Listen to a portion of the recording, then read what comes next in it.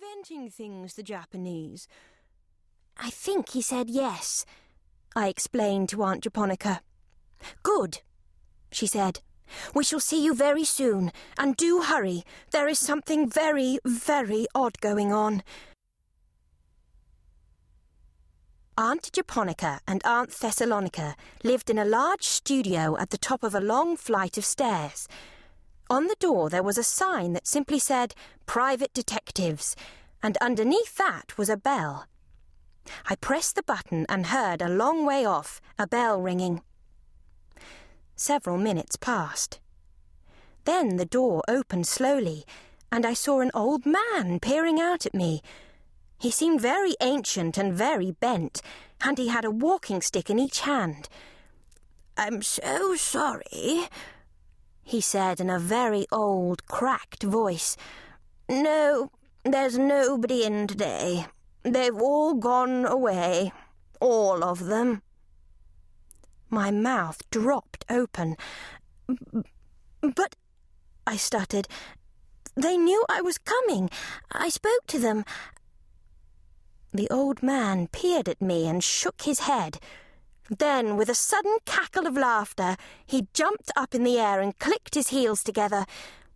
For a moment or so I was too surprised to think, but then I realized what was happening. "Aunt Thessalonica!"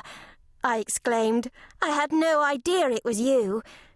"Of course you didn't, my dear," said Aunt Thessalonica, taking my arm in hers and leading me down the corridor. "Sometimes I even fool myself. Do you know, the other day I was heavily disguised and I saw myself in the mirror, and I said to myself, 'Who are you and what are you doing here?' Of course, the person in the mirror said exactly the same thing, and so I replied, 'But I'm Thessalonica and I live here.' And it's only when I heard the person in the mirror saying that she was Thessalonica that I realized what was happening." As she spoke, Aunt Thessalonica removed layer after layer of disguise. Off came the grey beard, off came the lines and the wrinkles, wiped quite clean, and there, underneath it all, was my aunt. Aunt Japonica now appeared. At least she looked the same as she had the last time I saw her. "Thank you for coming, Harriet," she said immediately, "and I see that you have been writing in your diary." Once again my mouth fell wide open with astonishment. She was right. I had been writing in my diary when she telephoned to invite me over. But how did she know? Aunt Japonica gave a little laugh. "If you will look at your right hand," she said, "you will see that there is an ink stain on the forefinger. Now that shows you have been writing. And what are you likely to have been writing? It's school vacation, is it not? So you will not be doing schoolwork. You could be writing letters, but then when I called, you answered the telephone immediately. People who are writing letters never like to leave what they're saying until they've finished the sentence. Why is that? Well, it's obvious, isn't it?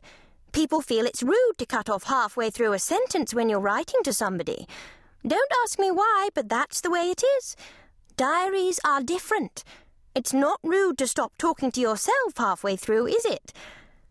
"No," I said, still astonished at how my detective aunts managed to work things out. That's what made them good detectives, I imagined. We sat down for tea, and while Aunt Thessalonica cut the cake, Aunt Japonica explained why they wanted to see me. "We could tell that you were interested in detective work," she explained. "We could tell that from the moment we met you," chipped in Aunt Thessalonica. "Yes," said Aunt Japonica, and then, from the side of her mouth, "Please concentrate on what you're doing, Thessalonica. Cutting cake is not an easy task." Aunt Japonica turned back to me and fixed me with her gaze. "You see," she went on, "a case has cropped up that we thought you might help us solve. After all, you are not as old as Aunt Thessalonica and I are, and you are somewhat smaller, too. You can go where we can't go. You can, I imagine, run faster than we can, and your eyes might be a little better when it comes to detecting very fast movements."